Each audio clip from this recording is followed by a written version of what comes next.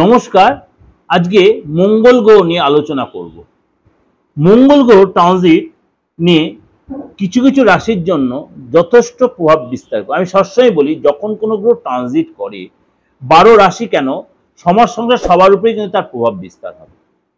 আমি ছোট ছোট করে আপনাদেরকে আলোচনা করব। এই যে মঙ্গল গ্রহ ট্রানজিট হবে, কবে ট্রানজিট হবে?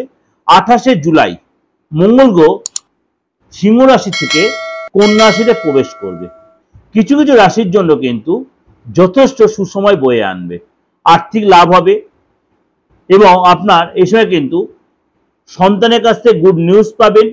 এই সময়টা কিন্তু আপনার যথেষ্ট প্রেফারেবল হবে। মঙ্গল গ্রহ এই মুহূর্তে বসে আছে আপনার সিংহ রাশিতে। 28শে জুলাই মঙ্গল গ্রহ যাবে আপনার কন্যা রাশিতে। তাহলে মঙ্গল আর কেতু যখন আপনার সিংহ রাশিতে বসে যায়, তখন কিন্তু সিংহ রাশির ক্ষেত্রে একটু নেগেটিভ ইম্প্যাক্ট তৈরি হচ্ছিল। কিন্তু মঙ্গল গ্রহ যেই আপনার কন্যা রাশিতে প্রবেশ করবে, তখন কিন্তু এই সিংহ রাশির জন্য কিন্তু যথেষ্ট সুসময় বয়ে আনছে। অর্থাৎ মঙ্গল আপনার রাশিচক্রে দ্বিতীয় ঘরে প্রবেশ করবে। আপনার জীবনে আর্থিক জায়গাটা কিন্তু যথেষ্ট ডেভেলপ করবে। আপনি যদি নতুন চাকরির সুযোগ খোঁজেন বা চাকরির চেষ্টা, এই সময় চাকরি পেতে পারেন। এছাড়া ভাগ্য আপনাকে যথেষ্ট সাপোর্ট দেবে। আপনি যখন প্রচেষ্টা করেন চাকরির চেষ্টা, সেখানে সাপোর্ট পাবেন। আপনি দেশে বিদেশে কোথাও ভ্রমণের সুযোগ, কর্মসূত্রে বলুন বা ঘোরার সুযোগ কোথাও যাবেন, আপনি দীর্ঘদিন আপনি ভিসা পাচ্ছেন না, পাসপোর্ট আটকে ছিল, সেগুলো আপনি পাবেন। এছাড়া কিন্তু আপনার নেতৃত্ব দেওয়ার, কাজের জায়গায় নেতৃত্ব দেওয়ার সুযোগ হয়। আপনি কোনো রাজনীতিবিদ হন, সেখানে সাপোর্ট পাবেন। আপনি যদি ভালো মানে কি বলবো, মার্কেটিং লাইনে থাকেন, আপনি কনস্ট্রাকশন লাইনে থাকেন, সেখানে আপনি সাপোর্ট পাবেন। আপনার যথেষ্ট মানে কি বল মানে ব্যাকগ্রাউন্ড বলুন, আপনার যত স্ট্রং হবে, কথাবার্তার মধ্যে আপনার মানে যত কনভিন্সিং পাওয়ার, আপনার মধ্যে যথেষ্ট কনফিডেন্ট আসবে আপনার মধ্যে। কিন্তু আপনাকে এই সময় কিন্তু কথাবার্তার মধ্যে ঔদ্ধত্য, অহংকার ত্যাগ করতে হবে। আপনি এই সময় গাড়ি কিনতে পারেন, জমি কিনতে, বিশেষ করে জমি কেনার সম্ভাবনা প্রবল, সম্পত্তি কেনার সম্ভাবনা প্রবল সিংহ রাশি এই সময়।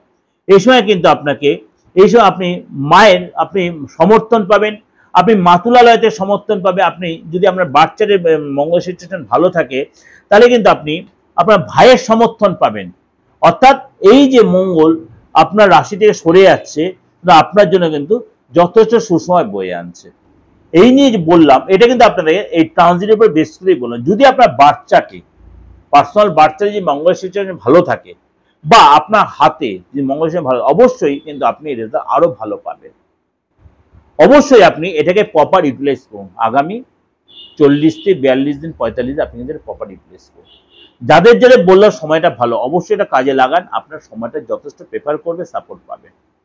আর যদি দেখছেন অন্যথা হচ্ছে, কারোর সাথে কনসাল্ট করুন, গিয়ে হাতটা দেখান।